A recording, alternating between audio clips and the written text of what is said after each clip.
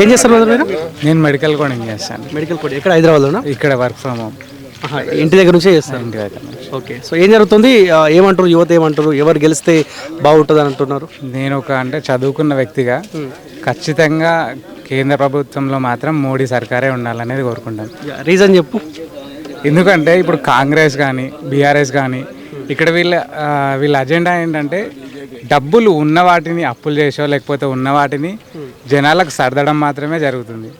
కొత్తగా అంటే ఎంప్లాయ్మెంట్ సృష్టించడానికి కానీ లేకపోతే క్యాపిటల్ సృష్టించడానికి కానీ వీళ్ళు ఎలాంటి ప్రయత్నాలు చేయడం లేదు. అదే కేంద్ర ప్రభుత్వం తీసుకున్నట్టయితే వాళ్ళంటే డబ్బులు పంచే పథకాలు కాకుండా ఎవరికైతే రియల్గా నీడ్ ఉందో అలాంటి వాటికి డబ్బులు పెట్టి మిగతా అంతా వాళ్ళ ఫోకస్ ఏంటంటే డెవలప్మెంట్ గురించి, ఒక ఇన్ఫ్రాస్ట్రక్చర్ డెవలప్ చేయడం.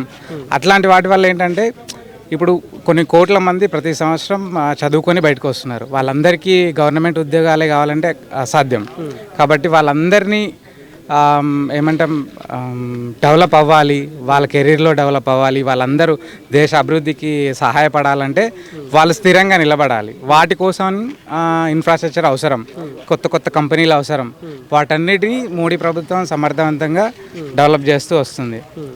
అంటే మనకి ఇంతకుముందు కాంగ్రెస్ ప్రభుత్వంలో ఉన్నప్పుడు ప్రతి కంట్రీ నుంచి, ఈవెన్ చైనా నుంచి, పాకిస్తాన్ నుంచి థ్రెట్ ఉంటుండే. ఇప్పుడు ఆ మాటే లేదు. ప్రతి ఒక్కరు హాయిగా ప్రశాంతంగా ఉంటున్నాం. ఇంతకుముందు ఎవరో చుట్టాలింటికి వచ్చినట్టు వచ్చి అలా బాంబులు వేసి వెళ్తుండే. ఇప్పుడు ఆ పరిస్థితి పోయింది. ఇక్కడ ఎవరెవరు పోటీ చేస్తున్నారో తెలుసా, మీకు ఐడియా ఉందా? అస్సలు లేనంటే లోకల్గా ఎలాంటి అంటే ఈ విషయంలో ఎంపీ ఎలక్షన్లో మాత్రం నేను అసలు క్యాండిడేట్స్ని కన్సిడర్ చేయట్లే.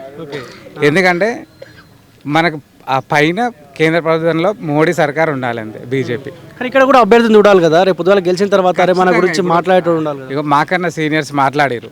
ఇప్పుడు ఆయన యువకుడు, మా అందరికి ఆదర్శం. వాళ్ళ నాన్నగారు ఆల్రెడీ ఏమంటాం ఎంపీగా వర్క్ చేసారు. ఆ ఎక్స్పీరియన్స్ ఆయన అంటే చూస్తూ వస్తున్నాడు కాబట్టి ఖచ్చితంగా ఆయనకు వచ్చి ఉంటుంది. కాబట్టి మేము కూడా అతన్ని సపోర్ట్ చేస్తున్నాం. భరత్ని. ఓకే.